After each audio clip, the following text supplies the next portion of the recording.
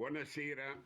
Good evening. A nome della Fondazione del Corriere On della behalf Sera, of Fondazione Corriere della Sera, I would like to welcome and thank our panelists il pubblico che ci vorrà as well as seguire in the questa virtual nostra, audience giornata. who will be with us. Questo è il primo di due incontri This is the first of two sessions devoted to a critical topic, ci assilla da una parte a e ci fa topic sperare dall'altra. which concerns us on the one hand and sheds some hope on the other, namely how Europe will come out after the shock of the pandemic, whether the road to recovery will become more robust towards a more state-like Europe, or whether vice versa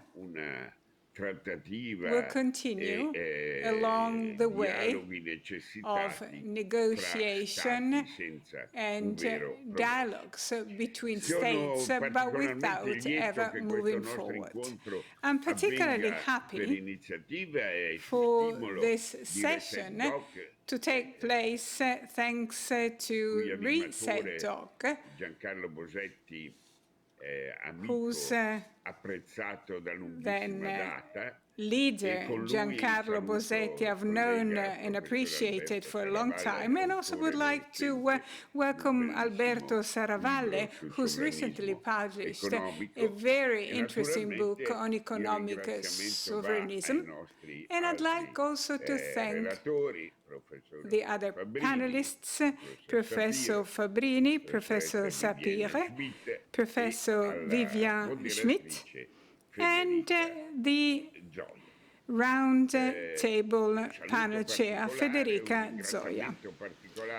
I would like to particularly thank the Honorable Paolo Gentiloni, who is the EU Commissioner for the Economy, who's been so kind to accept to be interviewed by our Federico Fubini. Without any further ado, let me turn the microphone over to my friend Giancarlo Bosetti. And let me please say once again that our foundation, as well as our daily newspaper, has always been pro-European. So when the 150th anniversary of the unity of Italy was celebrated, we decided to have both the Italian and the EU flag on the front page, because our vocation is to be a pro-European or a Europe-wide daily newspaper. Thank you. Thank you, dear Piergaetano, for your kind introductory remarks. It's a great opportunity also for us of ResetDOC to work together with such as well-organized entities such as Fondazione Corriere. I do regret that we won't have the audience live with us, but at least you'll be able to follow our debate on the Corriere.it website. Here in Buzzati, you just see Alberto Saravalle, myself, as well as a large team of technician organizers. We'll be speaking Italian to make it easier for the Italian audience following on the Corriere website to follow us, but anyone who's interested to follow the same debate in English, they'll be able to do so on the Facebook page of Reset Dialogue on Civilizations.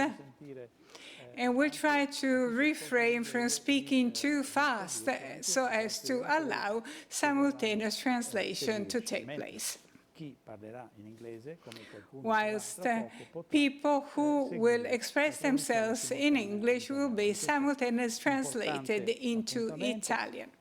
di discussione che abbiamo intitolato l'Europa. The title of today's session is Europe at a Crossroads. After the shock, dopo lo shock. After the shock. Vedo intanto che si sta collegando il commissario I see that the European Commissioner, Mr. Gentiloni, has just logged on. I would like to thank Mr. Gentiloni for then being interviewed later on.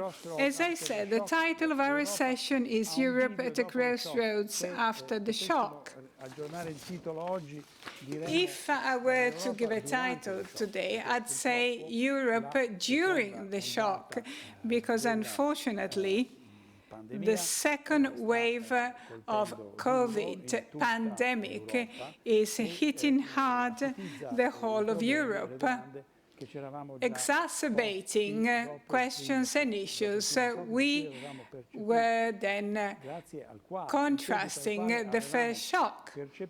And it was after the first shock that we decided to organize a debate, because we saw that there is an attitude emerging, not just the opening up of the agenda, which was closely followed, the European Recovery Fund, or called the Next Generation EU, but also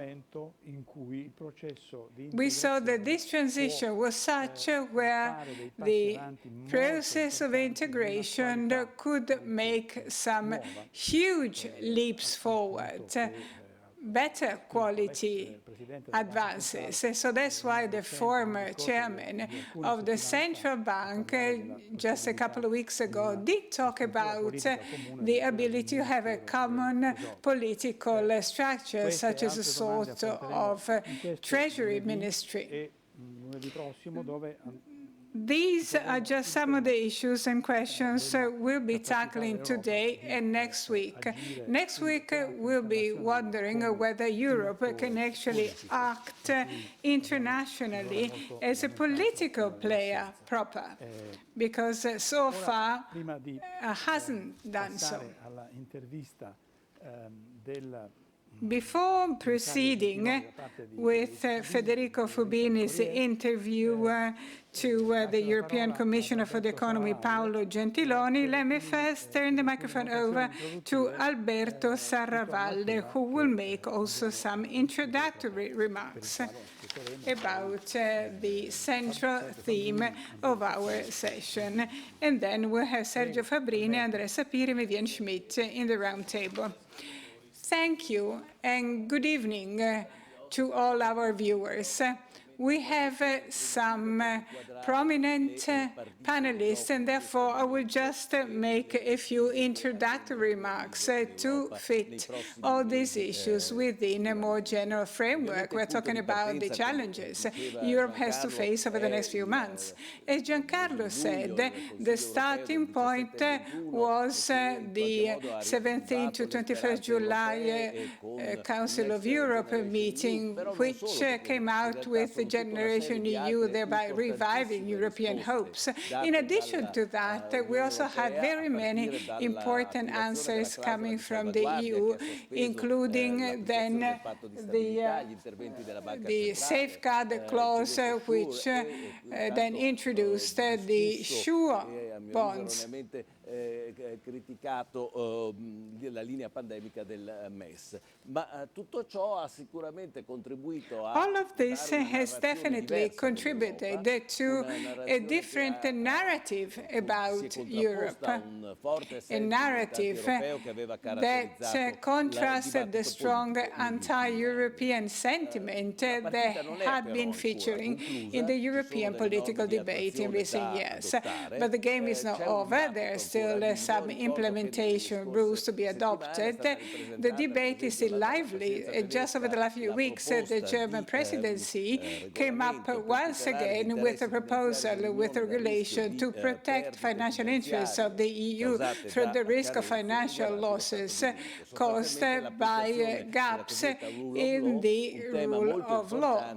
e sul quale si This is about the enforcement of the rule of law, and there we have some Eastern European countries voting against, such as Poland and Hungary. Come ha detto bene in un articolo apparso nelle scorse As we read on an interesting story written by Professor Fabbrini, this is about European identity.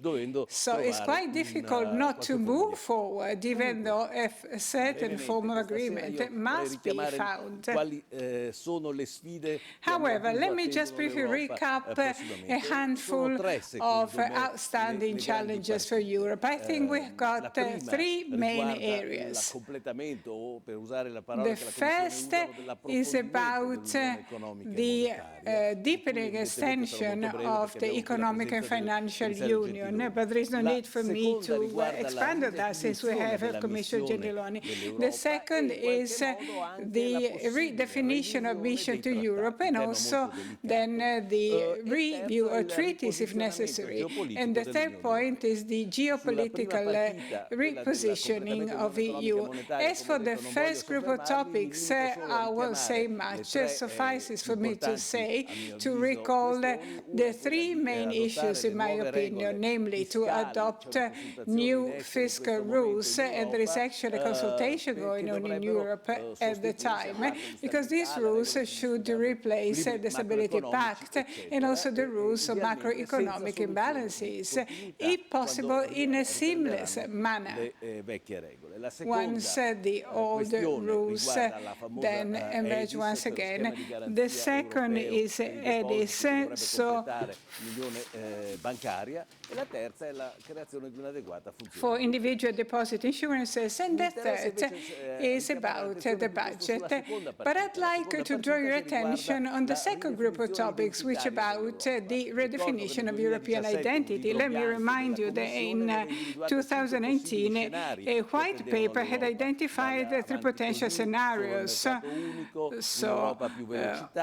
All on Europe with two tracks, do more and do less together or not together.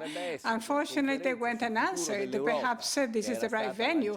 Perhaps, the venue about the Conference Europe, which had first launched by Macron in 2019, and then was picked up once again when the new commission was appointed, and also then a French-German paper was published, as well as an Italian paper. And the whole thing should then lead the debate back onto Europe, including and involving all stakeholders, thereby creating a new narrative. And I think that is the best venue to discuss where we want to go from here. There are also a number of issues about the review of treaties. It remains to be seen whether we'll have the strength. In my opinion, so far we've been discussing things that are not so interesting for European citizens, such as the appointment of the chairman of the Commission, whilst rules to have a qualified majority could be adopted for all subject matters, thereby achieving a fiscal harmonization to broaden EU then competence in the field of health, and then a fiscal compact, and the ESM could be part of that too, and also the relationships between national parliaments and European Parliament and citizens as such. So far we have been at a standstill since we were concerned with our matters, but the time seems to be ripe before the end of the year, before the end of the German presidency. And finally, the third group of issues is about geopolitical repositioning of the EU, and there's something that has been widely debated. Remember that the then president or chairman-to-be von der Leyen had already talked in her speech when she talked about technological sovereignty. In an evolving world, it's important to have EU voice heard, but in my opinion, as I've repeatedly said, we should not exaggerate and plunge into a pro-European nationalism. nationalism.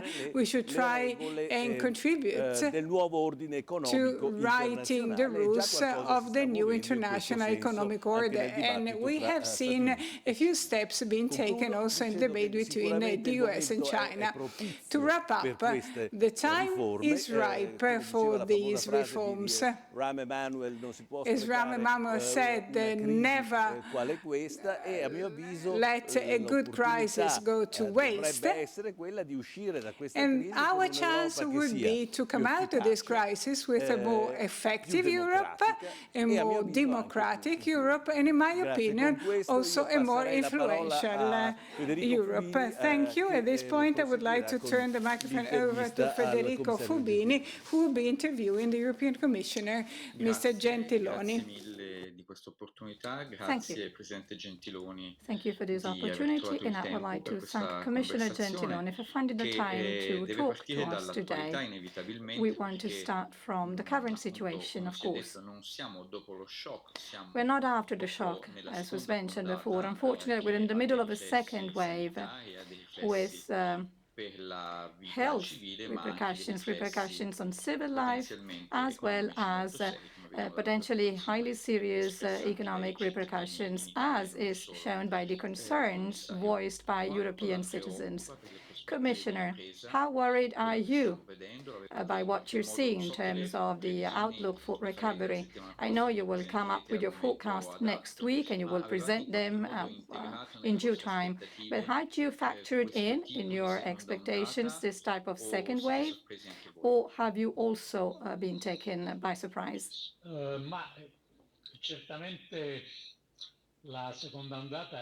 Well, the second wave had been forecast by the scientific community first and foremost.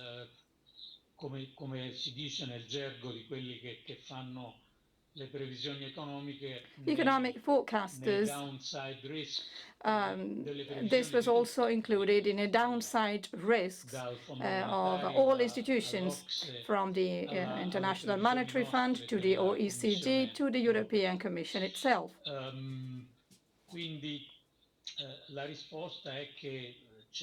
So the answer is that indeed, the risk of a resurgence of infections and of a second wave of the pandemic had been included in the risks for our previous economic forecast.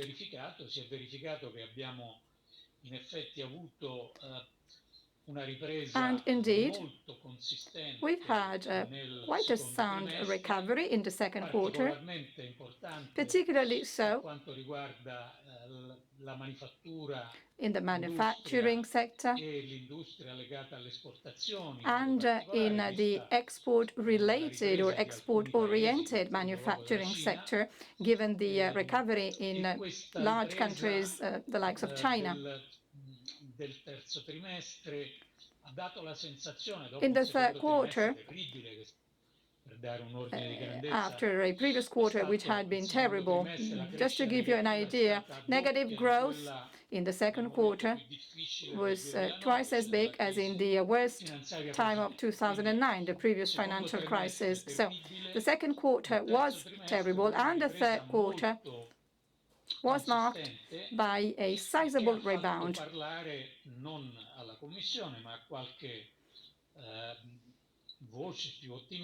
This led some optimists to refer to it as a V-shaped crisis. This was not the case of the Commission, though, with the Commission, though. Then, starting from the end of August, we started seeing some high-frequency mobility indicators coming from Google and from many other sources.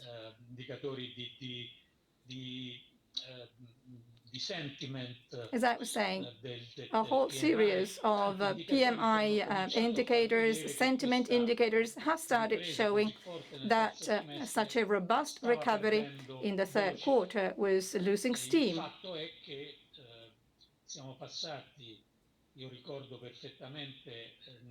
I remember very well the previous ECOFIN Eurogroup meeting at the beginning of September. people were saying the recovery is losing momentum. So they say, let us wait, let us not lift supportive measures too soon. Let us maintain this loosening stance of the economic policy. Let's maintain what we've done with the Stability Pact, at least for the entire 2021. In the following week, the recovery that had started losing momentum became weaker and weaker, and then with the decisions taken by several European countries. So I believe that after a third quarter with quite a strong rebound, we will have a fourth quarter and probably also a first quarter next year, which will be much less encouraging. To conclude, I could say that the situation, dramatic as it is and serious as it is quite simple to read.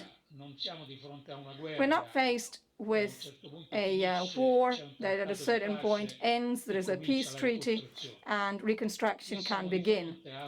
We are faced with a pandemic.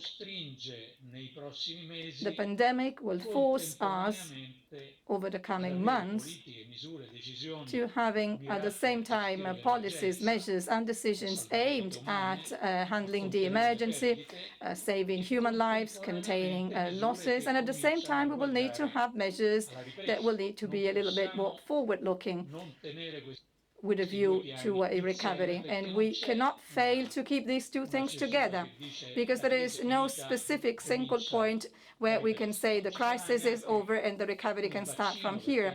Not even when the vaccine is available can this take place, because the vaccine will be used and spread gradually. So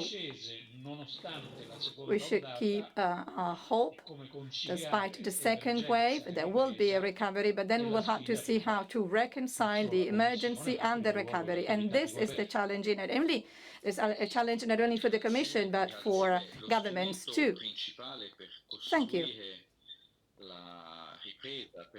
But the main tool to build the recovery and to rebuild Europe is indeed Next Generation EU, which is getting a little bit more complicated in the current implementation stage, because there is a very difficult negotiation ongoing on the rule of law between the Frugal Four on the one hand, Hungary and Poland on the other, and then national parliaments will have to ratify everything. So we do have several difficult steps ahead of us. I have several questions on this. How worried you are about the actual implementation of this facility, of this tool, in terms of how long it will take for it to be actually become operational? It seems to me that it is possible to have the first tranches of Next Generation EU become available starting from June. And also, we have this negotiation between the Frugal Four on the one hand and Central and Eastern European countries on the other. Who's forcing the other side's hand? Perhaps it would be too much for me to ask for your opinion, but one might wonder whether this is the right place for the Frugal Four to actually go to the root of the problem, which is represented in particular by Hungary in Europe.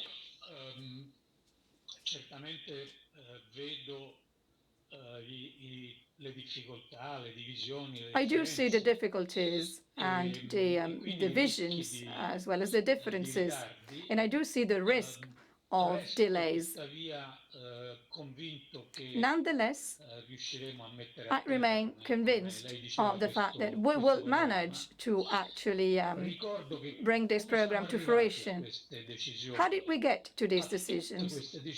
How did we get to all these decisions? Well, we got to these decisions after a very highly controversial and complicated process. I personally Emily participated in a night-long negotiation. That was the night when the economic ministers in the Eurogroup onshore, on the ESM, and on the recapitalization of the European Investment Bank. Heads of state and government actually went through 4 night-long rounds of negotiations. This was indeed a historical turning point when the European Commission or the European Union decided to issue common debt to fund common programs. This is of extraordinary importance for the future of the European Union as well as for the response to the crisis. But differences and divisions did not disappear with this. And indeed, paradoxically, we managed to attain this level, to have consensus on these decisions, but we had to live with the level of tension and differences across countries, which was quite evident and quite vocal, perhaps even more vocal than what we were used to seeing in the past. So it is not that the pandemic miraculously actually created harmony all of a sudden between member states of the European Union. Far from it. Indeed, in the European Council, there were very tough negotiations. It was very difficult to negotiate there. And debates are going on from rather different positions. But eventually, and indeed, the fundamental decisions have been taken already. They are the ones that were taken between April and the end of July. So difficulties will certainly be overcome going forward. Of course, risks of delays must be addressed. We have to work hard. We have to call on the German presidency of the European Union to play its role to the very end in dialogue with the European Parliament. So, I believe that on all these issues, and let me say that we are now debating this issue of the rule of law and rule of law requirements. That is to say, how to introduce some conditionality based on the rule of law in terms of provision of funds. And then, of course, there is the multi-annual budget, the multi-annual financial framework. The European Parliament believes that some of the common programs, the best known being Erasmus, should be funded better and more, and with good reasons. But all these areas of debate will end up with some form of compromise.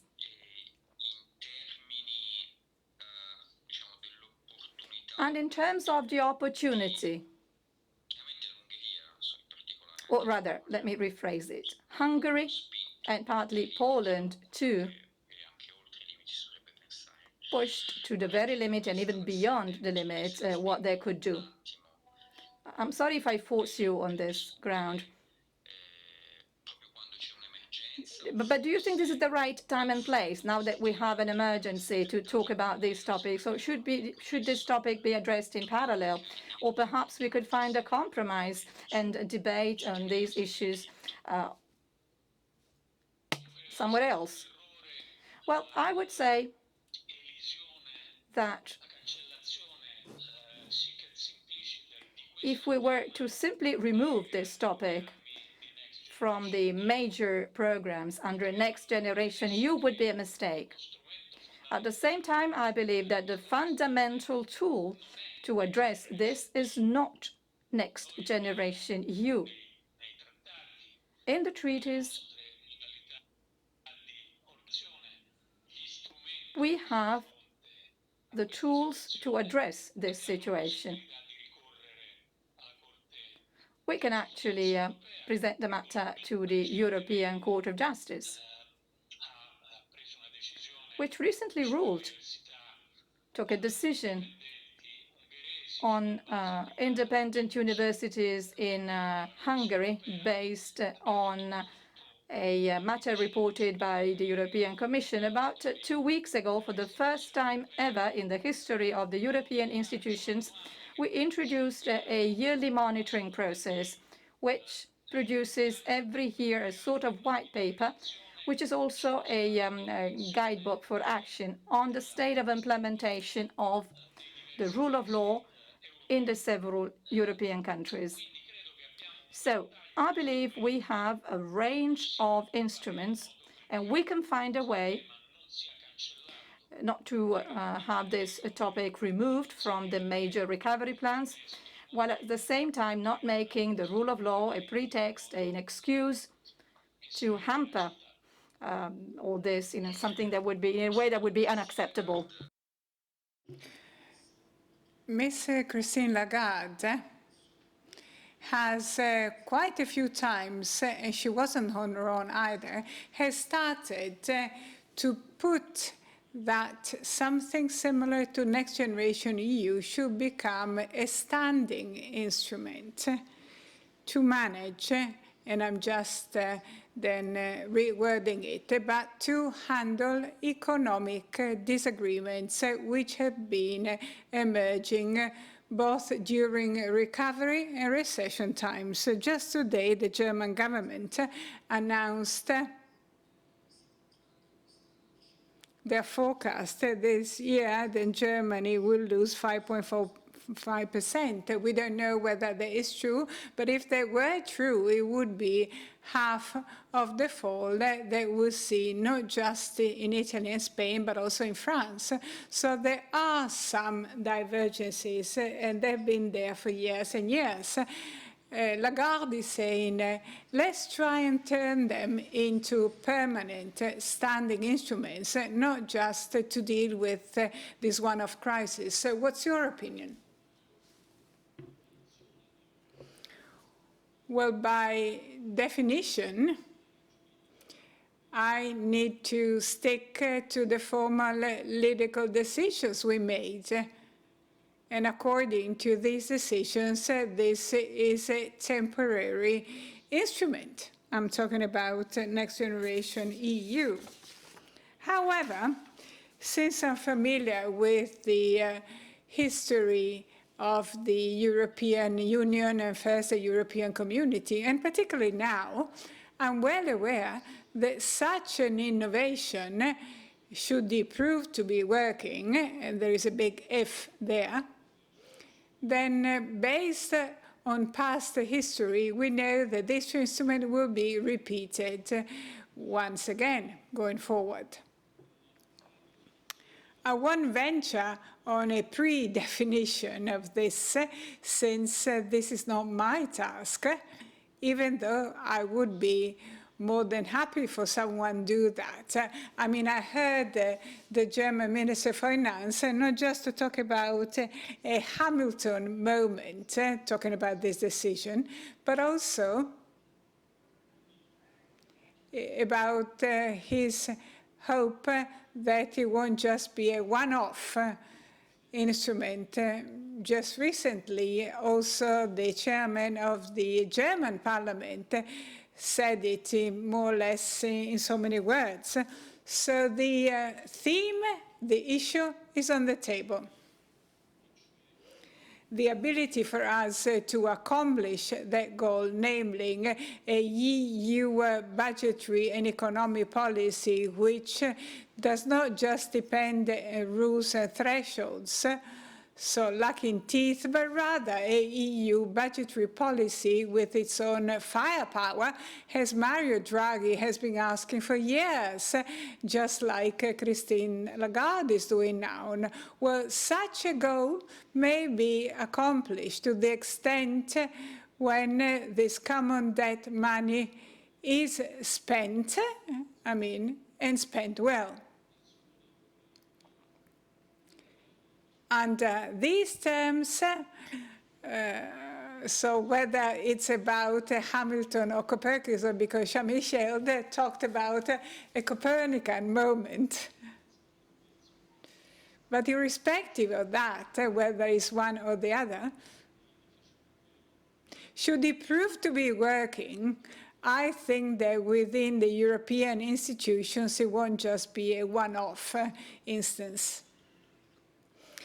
This is a very delicate time. On the one hand, we've got decisions then pending, and on the one hand, we also have a suspension on many of the rules that have been ruling economic and financial matters. I'm talking about state aid, then Stability and Growth Pact, and then at least bank state aid rules have not yet been suspended, but most of the others have been.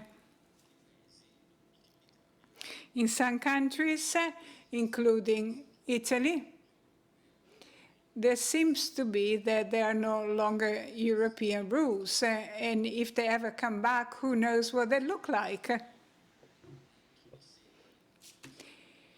Next generation EU does encompass something slightly different from the obligation of following rules, namely the recommendations of the European semester. My impression, and please correct me if I'm wrong, is that little by little, European focus, at least for 1 or 2 years, will shift to the formulation of these recommendations. It used to be called external constraint. Guido Carli was the first to call it by that name. However, the drive coming from the rest of Europe will probably come from that moment, or am I wrong?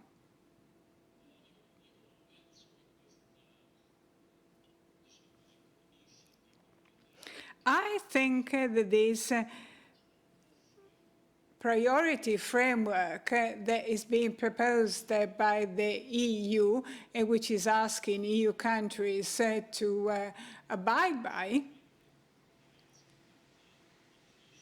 has a number of difficult facets which will be certainly debated. However,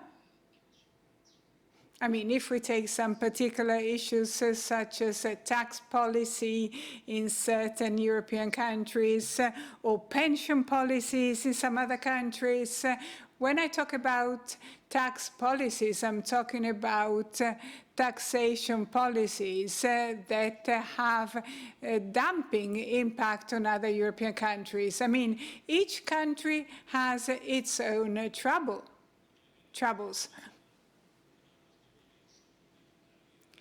We usually have a narrow view because we think of our own Italian issues, but the same is true for other European countries. But even prior to these particular recommendations for European countries, what I think we should actually detect and capture in this is this underlying design, which is as follows. We have made some decisions, and we did so in the early weeks of the crisis. These decisions were made by both the Commission and the ECB, and these decisions allowed financial markets to be stabler, to have more flexible rules, as you recalled. So in a way, these decisions have freed up the different countries, allowing them to spend. And it was fair, just, and necessary to spend, as it still is, in order to cope with the tough situation caused by the pandemic. And that was the early response of European institutions. That's what we call the enabling measures, using a sort of EU jargon. And within these enable measures, European countries would have not been able to have expansionary or accommodating budgetary laws, especially if we did not have the ECB rules fighting the pandemic. I mean, if we take a look at interest rates, say in our country, in Italy, then we realize this extension and suspension of rules and this ECB umbrella have been very effective.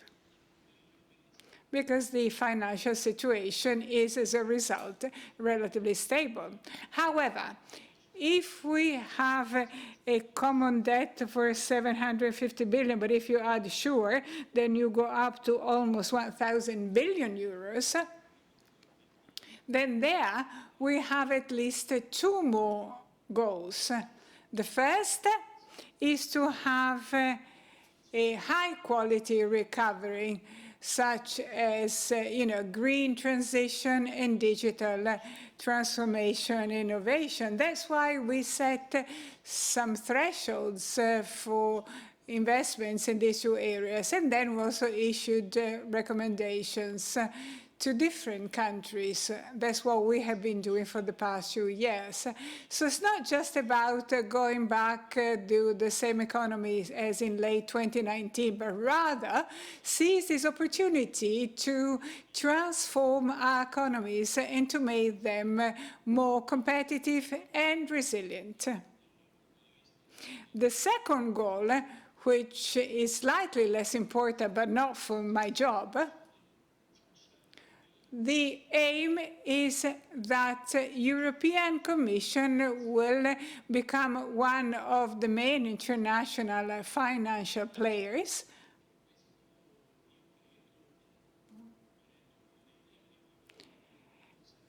And coming to what Professor Saravalle said about the global role of the EU, I think this will strengthen the role of the euro. If you think about the first issue, which was the first SURE package, how it performed, I mean, there were two tranches. One amounted, had a 10 and the second a 15-year maturity. Then there was a gigantic demand.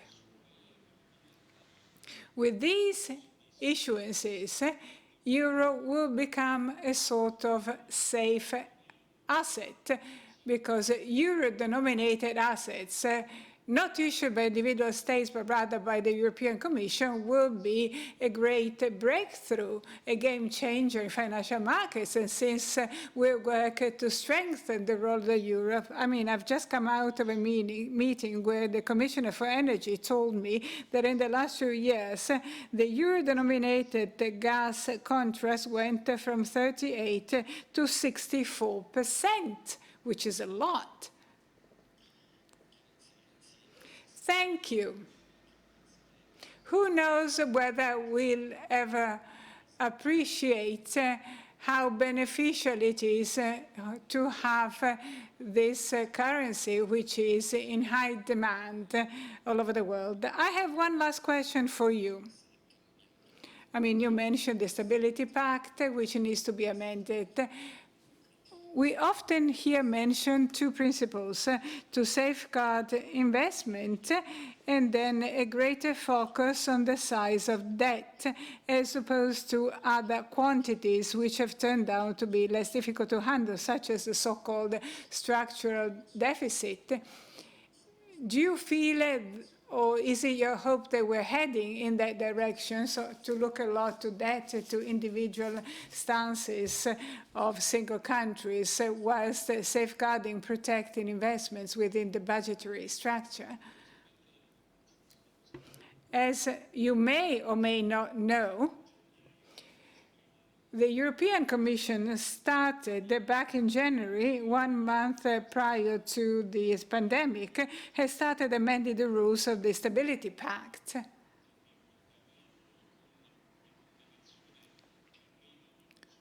We did so with the communication, opening a public consultation, and then it came to a grounded halt for obvious reasons.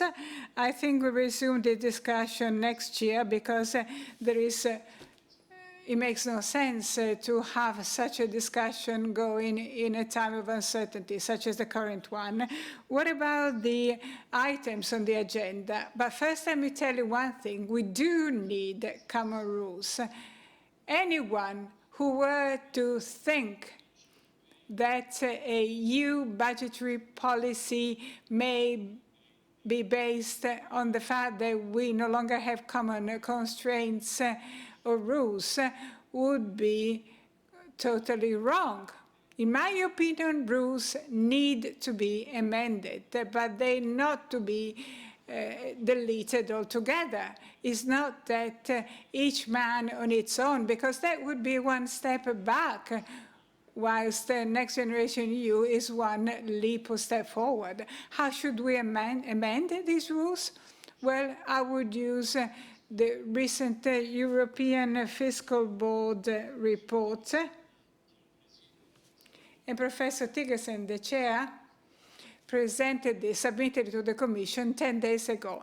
And it does pose three relevant issues.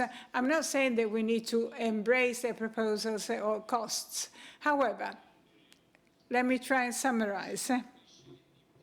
They are proposing to make the debt rule more simple and more realistic, possibly not even changing the formal thresholds of treaties, but rather changing different paths or differentiating them. Second, it poses the issue of strengthening the ability of public funding so as to prevent a collapse of investment, especially net investment in dire straits, especially those investments that are badly needed for the digital and green transition. And third, and here we go back to what we were saying, third, it talks about the need to establish a common fiscal capacity, so a common instrument to minimize or reduce the risk of a divergence among countries. These are all then controversial issues. As a commissioner, I'm well aware that member states have diverging opinions. So that's why my task next year will be try to close these gaps and accomplish some acceptable compromises. Thank you, Commissioner. You've given us a lot of food for thought. So thank you on behalf of us all. And with this, I'd like to give back the floor to the people in the Sala Buzzacchi in Milan. Thank you, Commissioner. Thank you,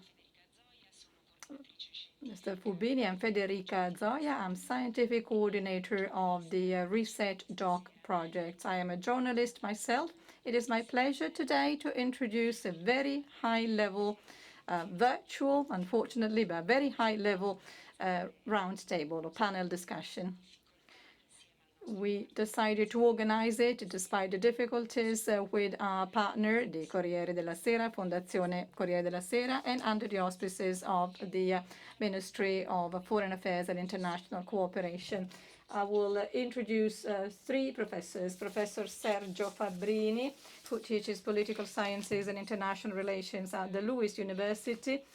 Giancarlo, Professor André Sapir, Professor of Economics at the Université Libre de Bruxelles, as well as Senior Fellow in Bruegel and former Principal Economic Advisor of European Commission President Romano Prodi, and Professor Vivien Schmidt, who's Professor of European Integration, International Relations and Political Sciences at Boston University.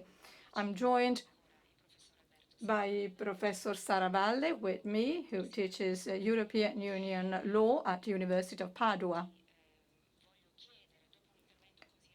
After such an interesting presentation by Commissioner Gentiloni, I'd like to ask you how aware is the European Union institutions, how aware they are of the fact that the crisis could be an opportunity for a relaunch, not only in terms of the actual role of the euro on the markets, but also the role of the European Union as an international player itself.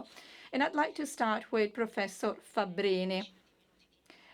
You have about 10 minutes each so that we can have time for the second round of questions. Thank you, Professor. Off to you. Thank you. Thank you for the invitation. I'd like to thank the Fondazione. I'd like to thank Reset for giving me this opportunity.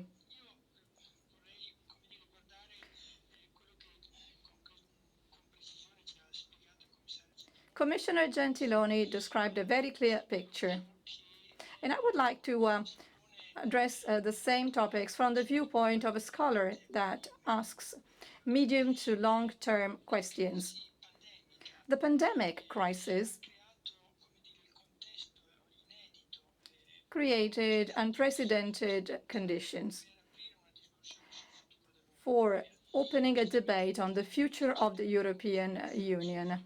Mention was made initially of the Conference on the Future of Europe. That had been thought as a normal process of resolutions and dialogue involving normal citizens, stakeholders and parties. That process has not started formally, but in substance it has, so to speak, because during the pandemic, divisions emerged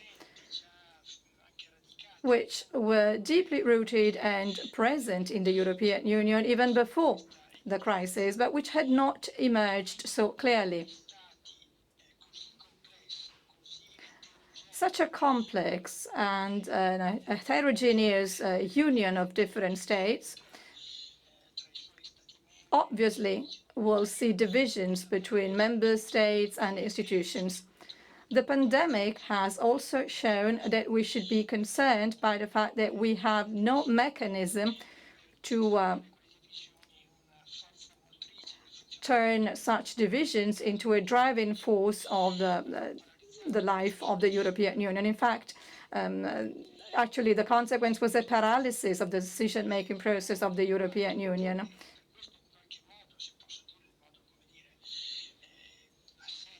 If I may,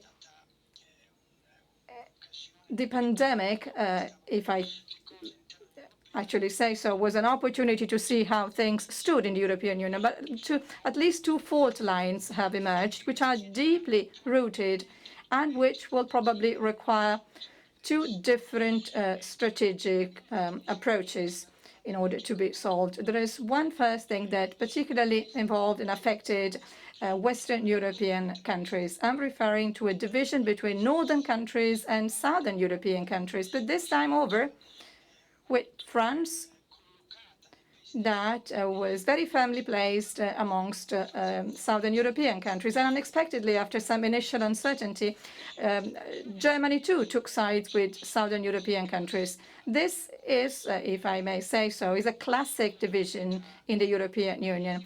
It is a division between a group of countries, which tend to be the smaller countries, today led by the Netherlands, but with Denmark, Sweden, Finland, Austria, probably the Baltic states too.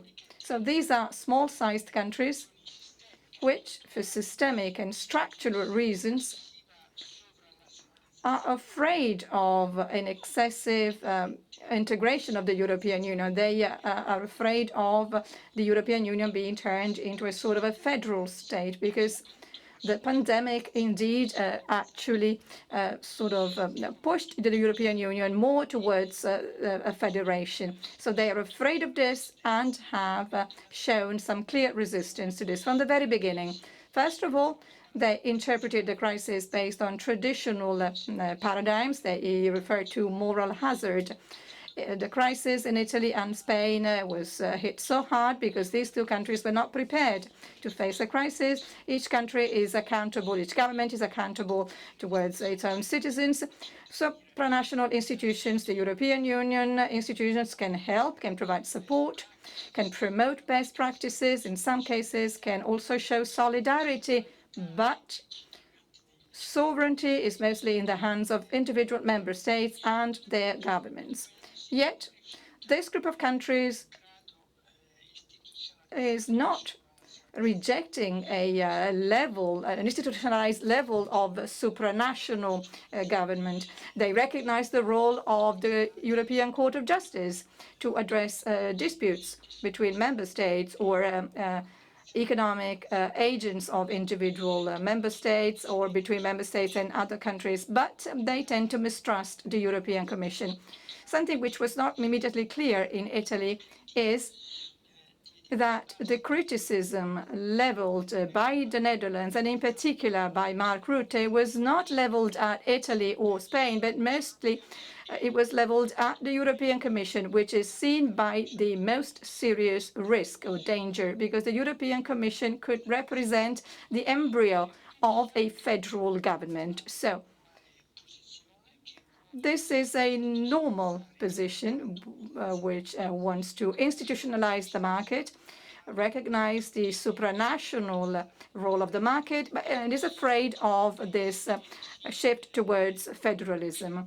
And then there are also other countries which, for example, either already had a position or were forced to actually head towards this supranational approach. I'm referring to Germany, for example. They refused the moral hazard paradigm. They imposed, in fact, the paradigm of the symmetric crisis. They mentioned the role or the importance of the role to be played by the European Commission to handle the response to the pandemic, and tried to involve Parliament. The interesting thing in this position is Germany.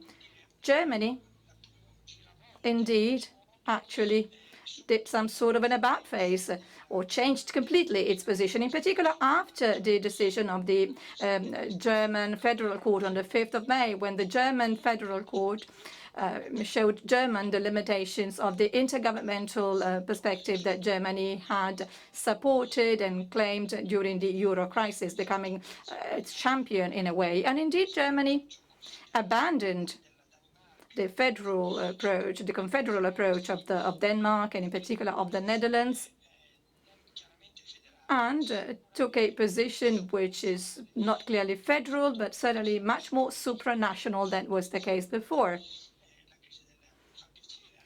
showing this different position compared with what it did during the Euro crisis. And indeed, I was quite pleased, as Mr. Gentiloni mentioned, to see the Speaker of the Bundestag saying we have entered a Hamiltonian moment. I don't know whether this cleavage is bound to deepen or to widen, but it can be governed within a process of aggregation on a European level. It can be governed and controlled because both sides of this cleavage do recognize and acknowledge the foundations of the European integration process. And in particular, they recognize that Europe is a community of values and laws, and that this is something that can be shared. I believe that this cleavage does have a possible solution. Nonetheless, it is quite a clear one. The second cleavage, and with this I would like to conclude, is much more complicated. It is something which has to do with Central and Eastern European Union countries as opposed to the rest of the European Union. And this is a cleavage that actually gets to the very heart of the European Union. CE countries, Central and Eastern European countries, see Europe mostly as a sort of a regional economic organization, not different from APEC, Mercosur, or ASEAN, where it is possible to also share some aspects of the market through different political systems. Consider ASEAN or APEC, for example, where we see member states which are democracy, others which are totalitarian countries, but they do have something in common. What they have in common is an interest in promoting trade. The cleavage here is more difficult. The gap is more difficult to bridge, because not only does it have to do with the role of the European Commission, but also the supranational project. We see the sovereignist ambiguity, which I've often referred to, because after the Brexit, this group of countries and the nationalist components in individual Western countries will no longer be able to propose exiting the integration process as an alternative, because the cost of Brexit was so huge that no other country could be expected to be able to bear it. So these countries are countries that have decided to remain in the European Union. All evidence seems to show that they have chosen to remain in this project. which is why the notion of sovereignism can help us better understand this cleavage. It's not so much a confederal cleavage or the preference for intergovernmental positions. This is an institutional cleavage, and it is a cleavage which will force the European Union to rethink its role. Unless this is solved, it is bound to erode the European Union from within. Commissioner Gentiloni and Mr. Fubini are absolutely right when they say, faced with an emergency, perhaps if you insist too much on the rule of law, this could be counterproductive. But I would like to remind you of the fact that this is something that has been going on for a long time. And indeed, the sovereignist vision is somehow embodied by Viktor Orban, who perhaps is not aware of the full import of all this. And this is crucial when we want to make progress in solving the other cleavage.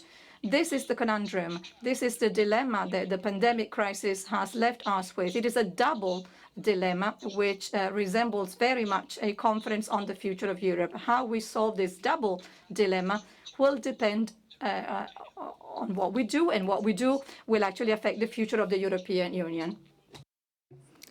Thank you. And now I would like to ask Professor Sapir to comment on this institutional cleavage.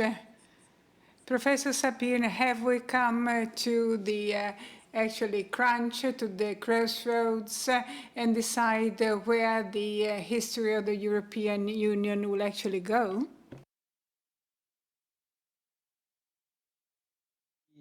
Let me first say good evening to everybody, and thank you for the kind invitation. It's been so far extremely fascinating discussion.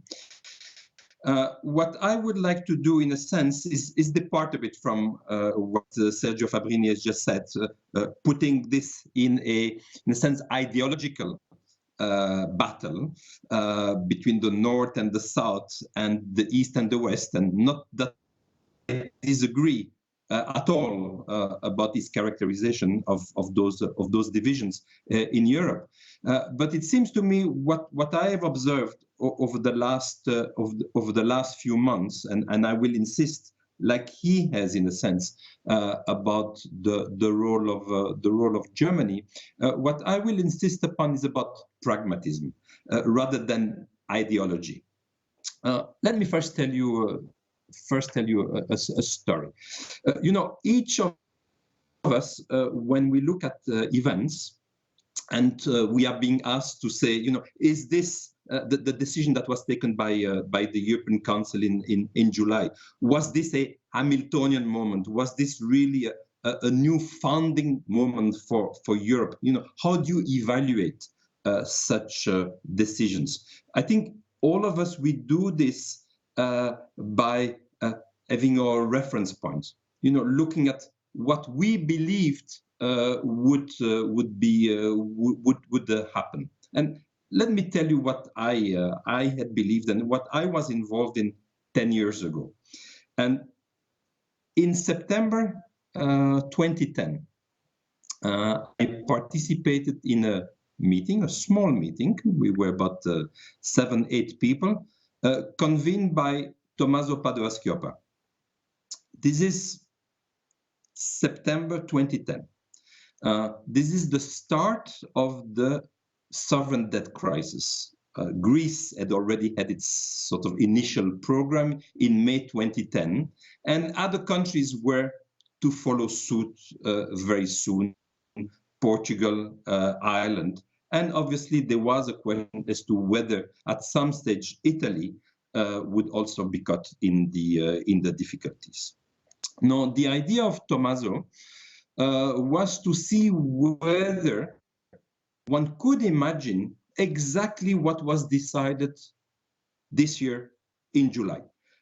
Could the European Union take the initiative of putting together something that had never been done before, which was issue bonds, and issue bonds that then would be used by countries by the member states in order to stabilize their economy. And we know, we have a small EU budget, about 1% of GDP, but that EU budget that we have could never be used before to stabilize the macroeconomic shocks. And that was the idea of Tommaso Padoa-Schioppa. Can we try to find some mechanism in Europe where Europe could help the member states in that very difficult moment in September 2010? Remember, at the start of the sovereign debt crisis.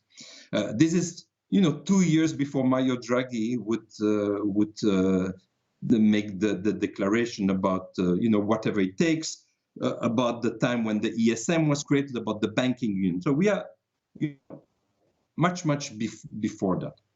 Now, I took part in that conversation very actively, and I told Tommaso, there is no way that this idea, which I thought was a very good, a very wise idea, I thought that this idea at this moment, now in September 2010, this idea cannot even be put on the table in the Commission or among member states at the ECOFIN. It will not be heard at all. It will be rejected immediately.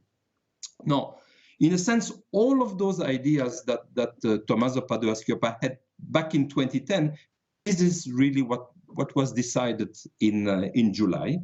And again, when I participated in discussion a couple of months before that, with a number of high-level people, I also was of the view that it would be extremely difficult. I realized that obviously much had been done since September 2010, but still I did not really believe that Europe, and in particular Germany, would be willing to take that, I think, very bold step. So the question that I ask myself today is, why is it that indeed, despite the two division lines that Sergio has just indicated, and between the north and the south, and between the east and the west, why is it that those decisions, those bold decisions, could be taken? And there I agree with him that I think the key country has been Germany. And the question that I think one needs to understand, why has Germany taken a completely different position in 2020 that it did in 2010? In a sense, one could have expected that Germany would have taken refuge between the frugal four countries, and this is in a sense what it had done in the previous crisis. Netherlands, a number of other countries had taken sort of very tough positions, especially Netherlands and Finland, and Germany was sort of looking for a compromise position, but sort of used the tough position of Netherlands and Finland not to give too much towards the southern, what is viewed generally as the southern countries' position. That was not the case at all this time around. So why is Germany, in a pragmatic manner, seems to me, not in an ideological manner, but in a pragmatic manner, why has Germany changed camp? Which, after all, Germany is the largest country in the European Union, and I think this is really a decisive element that we need to understand. Now, my view is that there are three factors that have played a role. One is a trivial one, and is not worth discussing so much. Is the fact that clearly the nature of this crisis is one where all EU countries, including Germany, and that was recalled by the commissioner before, Germany is also affected, not as much as Italy or some other southern countries, but Germany is also having a real setback in economic terms. So this is a crisis that all countries are affected by, And indeed, it was easier from that viewpoint to say, we need a European mechanism in order to deal with a EU-wide global problem. Clear that is a factor. But I think there are two other factors. One is an economic factor and one is a political factor. The economic factor is that, and maybe it's not always known, that during the financial crisis, even though Germany took very tough position about fiscal policy and austerity, at the same time, Mrs. Merkel certainly gave her blessing for the ECB to act in a very forceful manner. So what Mrs. Merkel was not keen is to go in front of the German parliament and to ask for a decision either to expand fiscal policy in Germany or for programs to the benefit of some of the countries that were in great difficulty. That was a political problem that I think she had. But at the same time, she realized, obviously, very much, or Germany realized very much, that Europe needed to act. And the easier way to act at that time was via monetary policy. It did not require sort of political decisions. This time around, we're in a completely different situation. Monetary policy, I won't say, is exhausted its possibilities. But when you hear Mrs. Lagarde and central bankers in general turn to member states and ask for fiscal expansion in order to help monetary policy to reach its mandate, then you realize that we're in a completely different situation that we were at the time of the treaty, when the treaty was written, and certainly even 10 years ago. So today, the difference between fiscal policy and monetary policy has become much less than it was before, and the two need to work together. And I think Germany understands that, like anybody will understand. Now, then there is the geopolitics.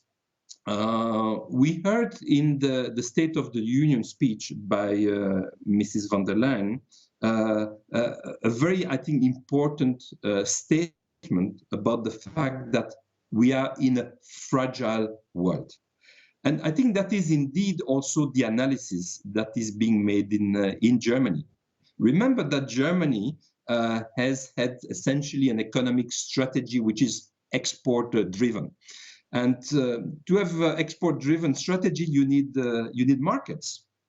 And when the world is in a much more complicated situation with what has happened in the United States, with the conflict between the United States and China, with all of this uncertainty, even before the COVID crisis about the state of exports in the world, I think Germany has changed its mind compared to where it was, the evaluation that it had made 10 years ago, where it felt that maybe the European market had become secondary in its interest compared to the global markets.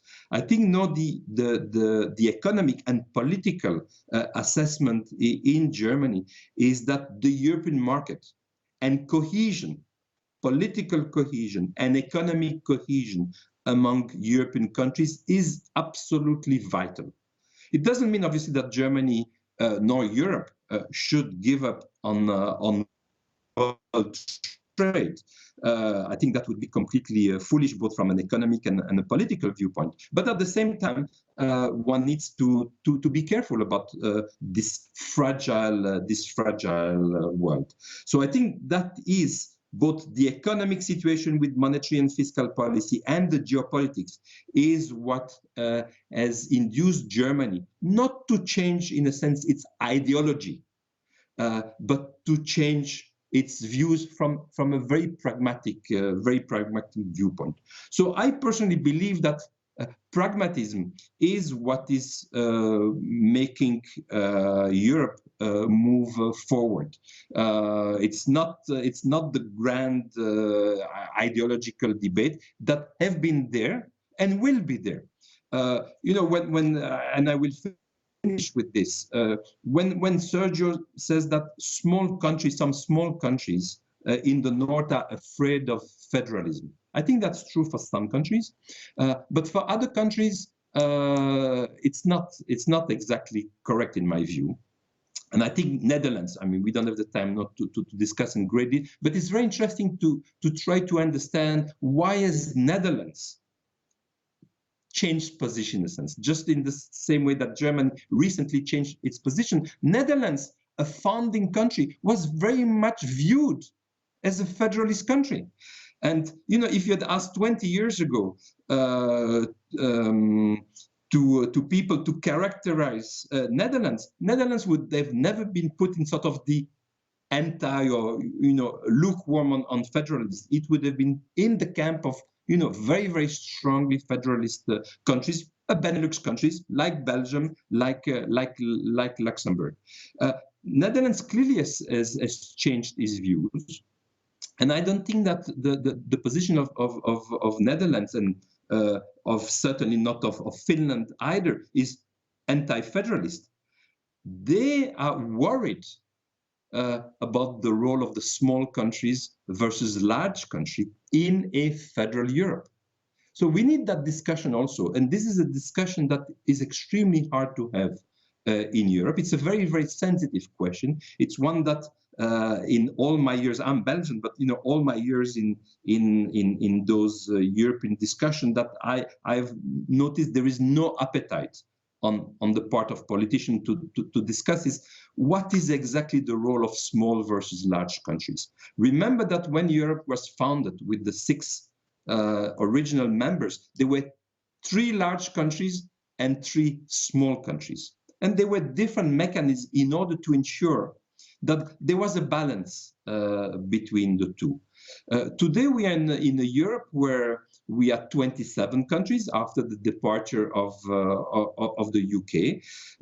In those 27 countries, there are 5, 6 large countries, and then there are many more small countries. And this balance, this original balance between the small and the large countries has completely changed. We used to have 2 commissioners for the large countries, now we have 1. So the large countries are a bit worried about the small countries, and the small countries are a bit worried about a directoire. Remember what Sarkozy talked about, a directoire of the large countries.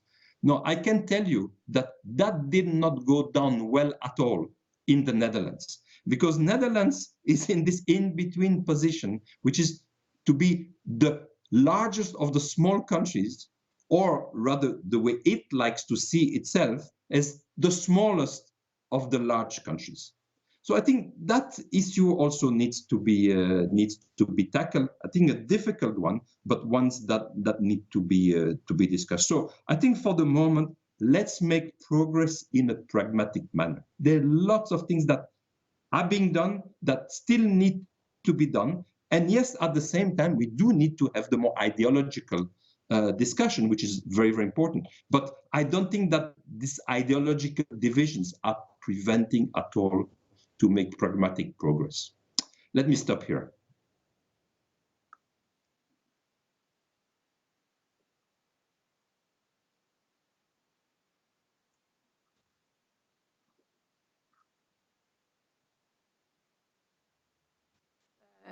Change of mind by Germany, beg your pardon. To what extent this helps Germany, and to what extent this can actually increase the credibility of the European project, the European Union project? You recently dealt with the issue of the credibility of European institutions in quite an in-depth fashion. This change of position by Germany, what direction does it go in? For inviting me.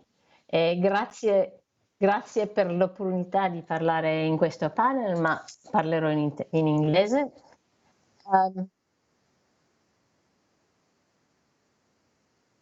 Ecco.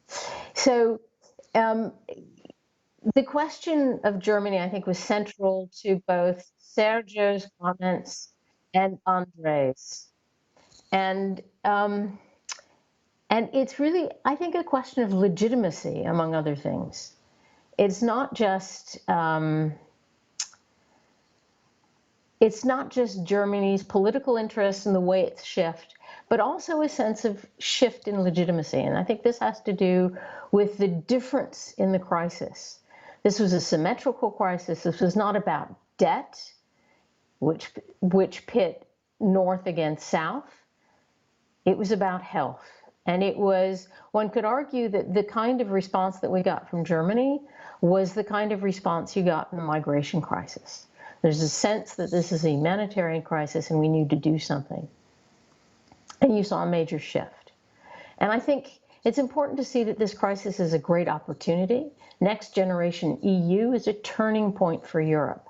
This is not just about better economics and better politics, but it's more legitimacy.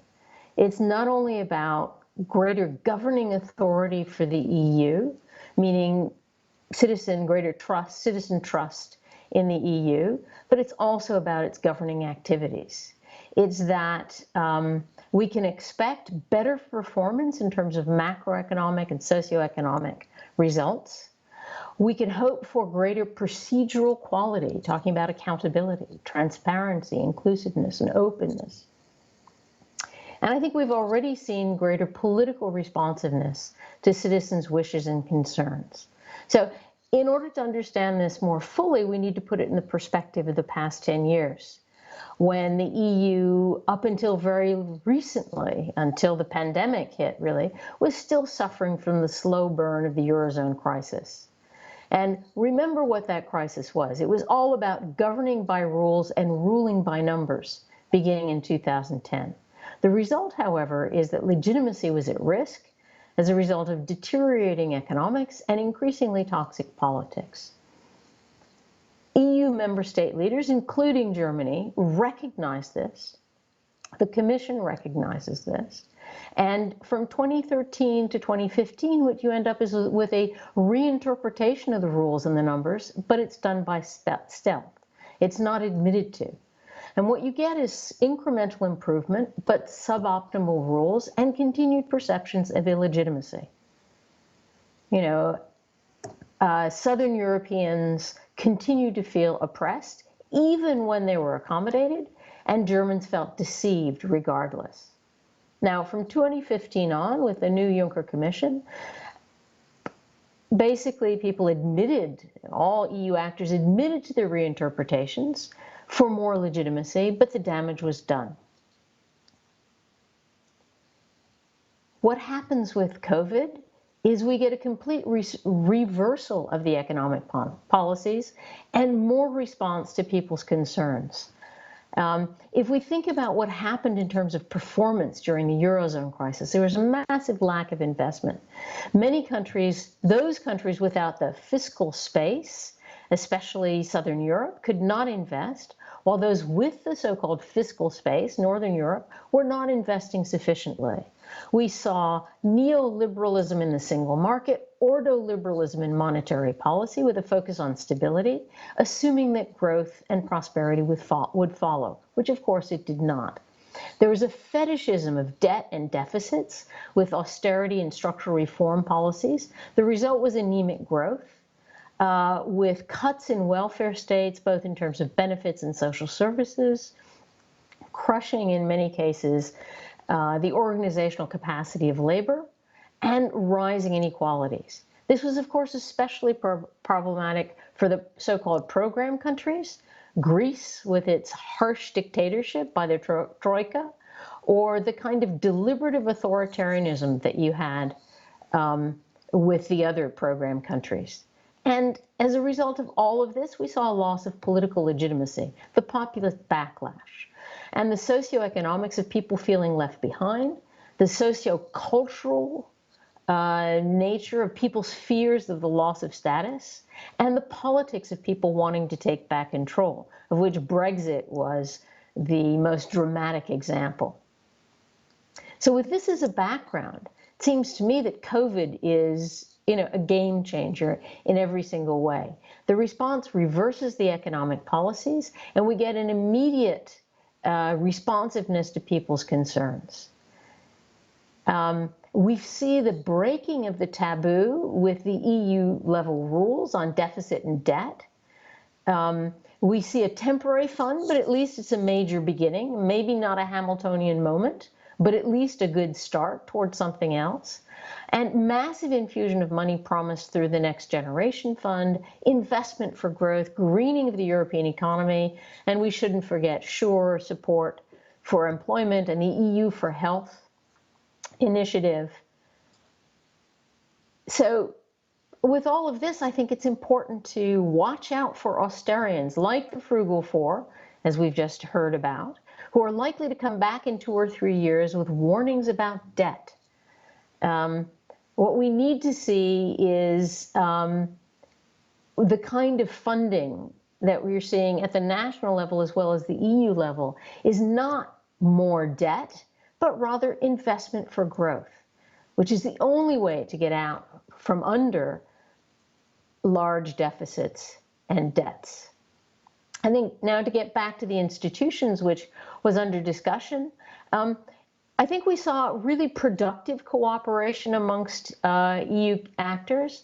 It's true, as Commissioner Gentiloni said, massive contestation, but a kind of new politicized dynamics of interaction in the best possible sense, with all EU actors ultimately acting for the common good, way beyond the past dissensus in the Council in terms of the hot button issues. In the pandemic, the political actors, so here I'm thinking about the Council, did in fact exercise leadership. In particular, the Franco-German couple was back into the action again. And the technical actors here, Commission, ECB, provided innovative ideas and also moved forward. And the interactions amongst all of them were highly positive. And don't need to talk about what these were because we know, but I think the big question here is, can this last? And for that, I think we need to have more rethinking of the policies. I think as Commissioner Gentiloni mentioned, establish a permanent fund with a serious EU budget, more EU own resources.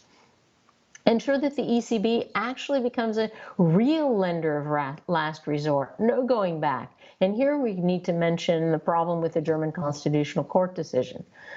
There's a need for individual deposit insurance. And yes, Eurobonds, as Commissioner Gentiloni said, need to be seen as safe assets. This is about building a better Europe. But for this, we also need to talk about the rules. Perhaps we do need rules, but we need to suspend or reform the Eurozone debt and deficit rules. Perhaps use them as guidelines of targets for regular expenditures outside of the investments in growth-enhancing areas. You know, think about the kinds of cuts to education and training that we saw in Southern Europe. What there needs is we need to see massive investment in education and training. We need the greening of the economy and society. Yes, digital infrastructure, but also physical infrastructure. We also need to see the revision of the state aid rules to encourage the growth and greening of the economic and policies. And also need to think about issues of corporate tax and all. I won't go into that. And rethink the European semester. And this will be my last set of comments. But, you know, the European semester is an amazing architecture of coordination. It's still very useful, but we need to make it shift from seeming a top-down hierarchical process to something that's much more bottom-up. It's okay and important to continue to evaluate the real economy and reform possibilities. It's important that the Commission has already socialized the European semester. And it also, of course, needs to ensure quality investment, the green transition, digital transformation. But what about the fiscal boards? You know, I think we're already seeing a shift away from austerity hawks. But what I'd like to see is a move toward industrial policy advisors. And what about the competitiveness councils at the national level? They should become industrial policy councils at the national and regional levels. Decentralize the process, but also democratizing by bringing social partners and civil society actors in to recommend where and how to invest, but also to ensure that everyone has a say, to guard against corruption and clientelism, but also to ensure really democracy and the rule of law, which I didn't get to this time, but I hope perhaps in the next round. Thank you.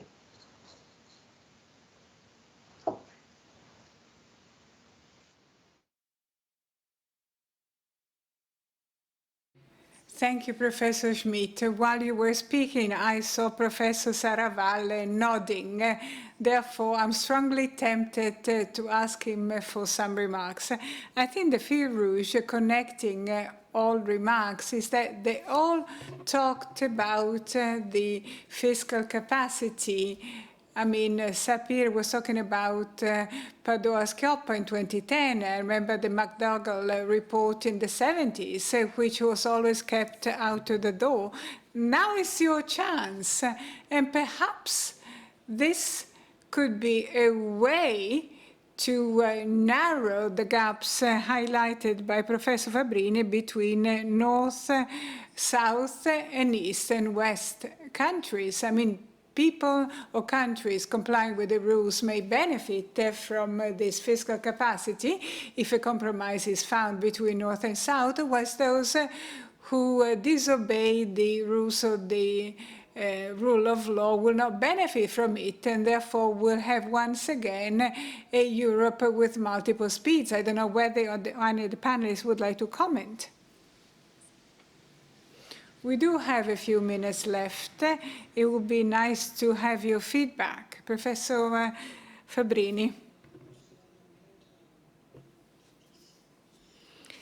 What Alberto raised is a relevant issue which was often swept under the carpet for obvious reasons, because with subsequent broadenings, Europe has become increasingly diverse, and that's the price of this huge success. But the price to be paid was that now the political and strategic homogeneity of Europe has grown smaller. And there I agree with André. We do need pragmatism in the EU, because pragmatism is an approach to address disputes, as opposed to being a philosophy to think of the future of Europe. It's a pragmatism to find a way of looking at different positions in a different manner, to have positive sum solutions where all parties can identify with the outcome. But that also means then you need to step into the negotiating room with your own ideas, with your prospects. But what I fear is that the core group of the European community, including Italy, has stopped for some time to think about what sort of Europe they want. And this is the neo-functionalist idea, which I hope to address huge issues. However, functionalism has become a sort of public philosophy. So let's solve the issue. The solution will in turn spawn another problem. We'll solve that one too, and we go on and on. However, in many ways, we have not proceeded as Monet expected, namely the crisis would create some step forward. Take the field of economic policies or fiscal policies. There was a greater integration during the euro crisis, but without actually increasing supranationality, without an increased role of supranational institutions. Intergovernmental Europe has grown stronger with treaties and agreements that had been stipulated outside of the EU. There is an impetuous growth of the European Council in terms of agendas and functions. And in many ways, there has been a downplay of the role of the European Commission. I mean, the Loris Commission, prior to the Maastricht phase, no longer exists. in many ways over the last few years, the leading role actually came from the ECB, especially under Mario Draghi. So it's fine and good to find solutions, but then we need to ask ourselves whether these solutions are consistent with our way forward, but we need to have an outlook. If I think of Italy, it is in our interest for Europe to become a single market, or rather because of its track record, history, characteristics, should Italy make a step forward? I mean, if the Italian leadership says it in so many words, then a trade-off will certainly be found. So in my opinion, there is not such an interest, and especially when we talk about fiscal issues. We are clearly facing a group of countries whose interest is for then resources coming from member states. Member states then grow angry. They don't want to relinquish too many resources to the EU, and they ask for the infamous rebates. So that's why Holland, Denmark, Austria received, as a result, larger rebates. So they are then trapped in a paradox, and this paradox will trap other countries too. I mean, EU need to be based on financial transfers, so they're still the masters of the treaty. However, in the current economic conditions, it's difficult to transfer too many resources. If anything, we want to get rebates in the resources we transfer. So that's why the EU cannot independently act in an effective manner. Does this embrace also Italian interests? I don't think so, nor does it apply to France or Germany. We clearly need the EU and the EMU, which, as Commissioner Gentiloni, can generate a coordination and issue rules that make convergence easier.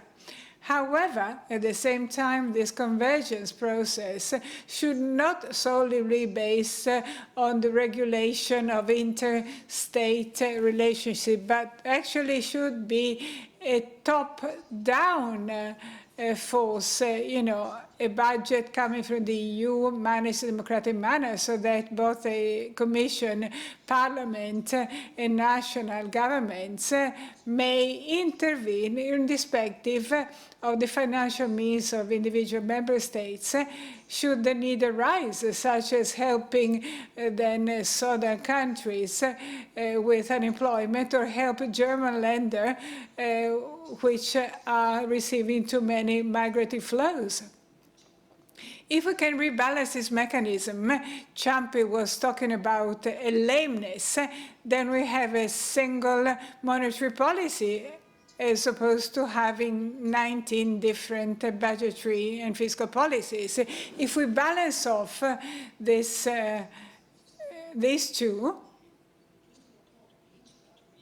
then this balanced relationship will make countries less acceptable to these problems, because the budgetary policy arises from the fact that governments want to control their tax because they are mistrustful, which is fair enough. I mean, that's something that we can well understand. So that's why we kept introducing rules after rules, so as to reduce cheating or moral hazard.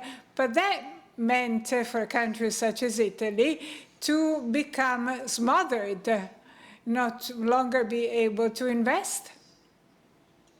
That's why interest is to increase the central fiscal capacity, because we'd like to be able to loosen regulatory constraints. However, at the same time, we need to shoulder this responsibility, because if we're more independent in budgetary terms, despite what Commissioner Gentiloni said, it means that we also have a greater accountability.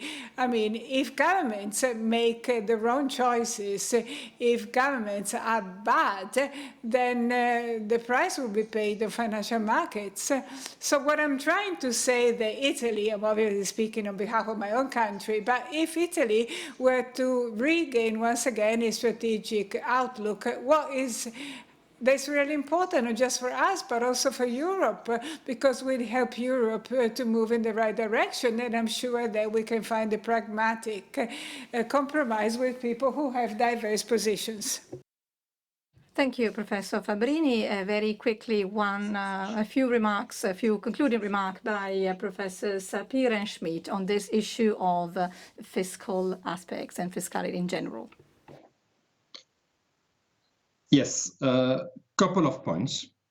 One point is that I thought it's, and it's something we did not have much time to discuss, but I think it would be worth discussing further, this issue of EU versus Euro area countries.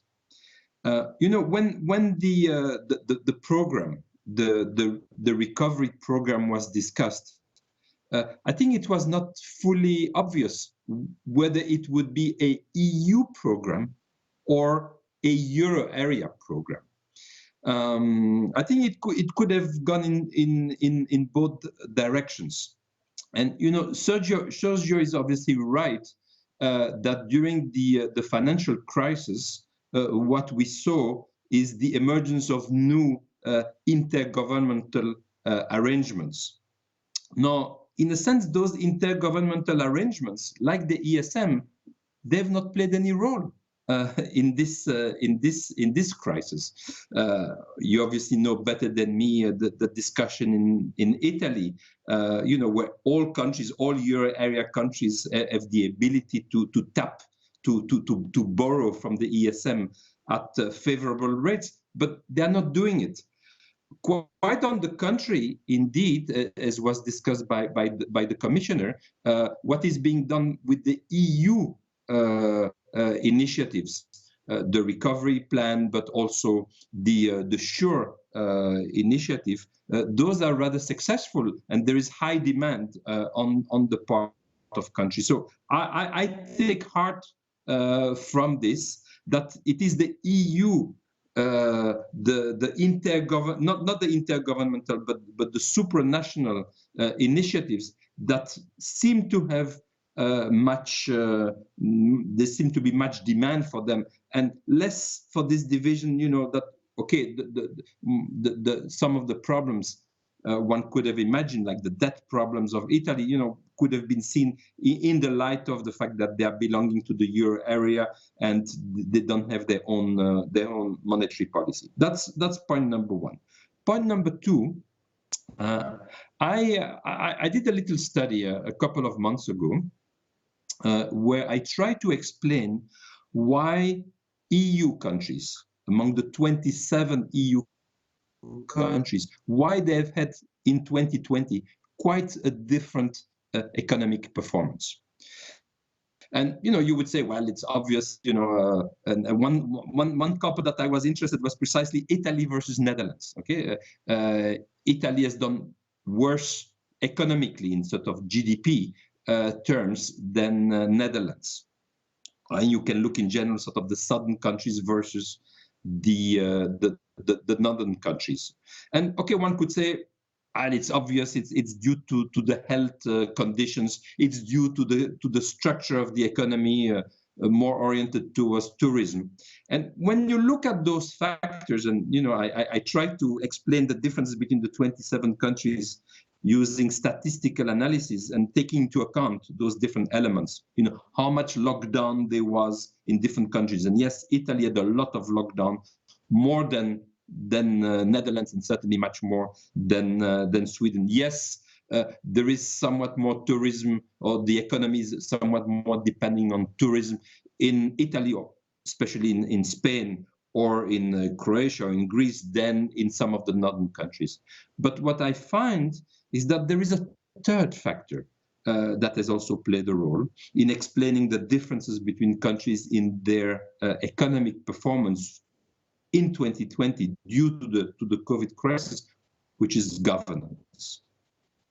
And I think one has to come to terms to that. Yes, there is a lot of heterogeneity in the EU in many, many dimensions, in ideological dimensions, in interests, in history, but there's also a lot of heterogeneity in terms of governance. And I think we do need to have an effort at the EU level to have convergence in terms of the quality of government and the quality of governance. And I think in that sense, the recovery plan, which is not only about recovery, but also about resilience, I think that element is extremely important. One cannot only ask to have EU money to have solidarity without at the same time wanting that some of this EU money is used to improve governance and to have this kind of convergence of governance across the EU countries. So I think this is, a crucial factor, and I'm delighted if indeed the recovery and resilience plan can be used to some extent to close the gap between countries in terms of the quality of governance. Let me stop here.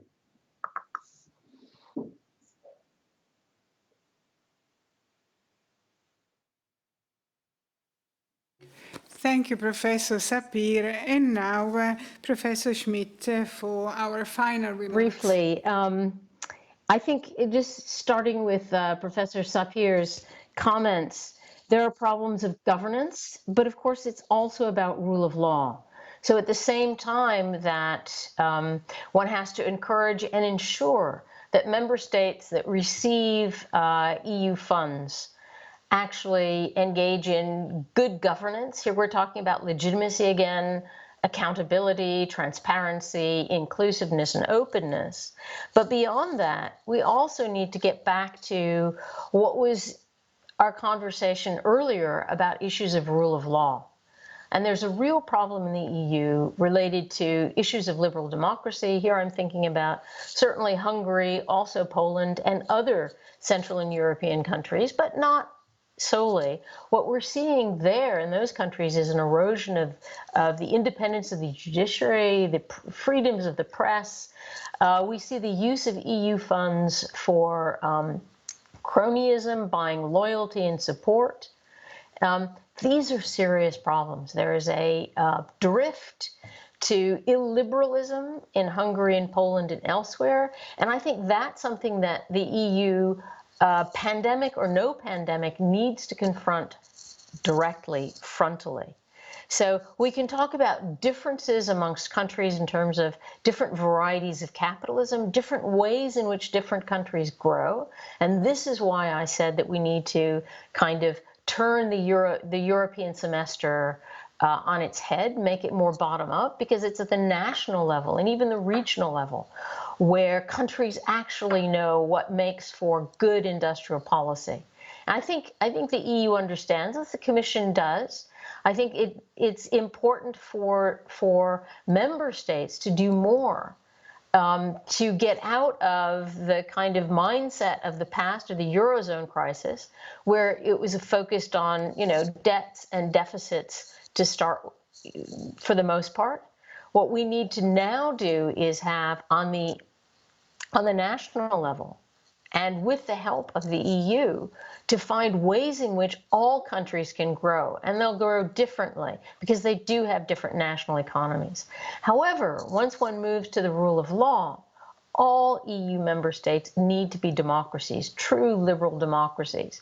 And it seems to me that the EU has certainly has not done enough to push for this. And of course, Germany in particular, in the past, has not done enough through the EPP sheltering Orban's party and the rest. But okay, once we deal with the rule of law issues, there are other issues about the functioning and the governance of the EU itself. There's still the unanimity rule, which actually makes reforms in terms of rule of law difficult. We need to end the unanimity rule and have a supermajorities with opt-outs. Of course, there's a catch-22 here. You need unanimity to end the unanimity rule. But another piece of this is that often the sort of the Eurozone rules, the treaty-based rules, should become ordinary legislation. There should be much, much more co-decision, ordinary legislative procedures. And here, if we want to talk about improving democracy, in particular in the COVID pandemic, but beyond it, there needs to be more linkages between the European Parliament and national parliaments, and more citizen engagement generally, for kind of a more pluralist policy-making process at the EU level, so that citizens know that when they want to get things done, they not only go to their national capitals, but also go to Brussels.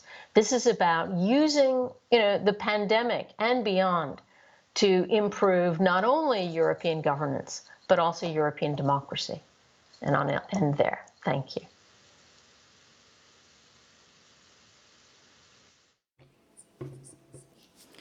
Thank you, Professor Schmidt, for your last remarks, which then allows me to remind all of you that in a week's time we'll be back here again. Next week we'll be talking about how to defend democracy amid global disorder. Our guests will be Timothy Garton Asher, Marta Dassou, Bernard Guetta, Shada Islam, and the Italian Minister for European Affairs, Enzo Amendola. So let me thank all of our guests and panelists for their interesting ideas. I'd like to thank Professor Saravalle and Fondazione Corriere della Sera. Be back here in a week.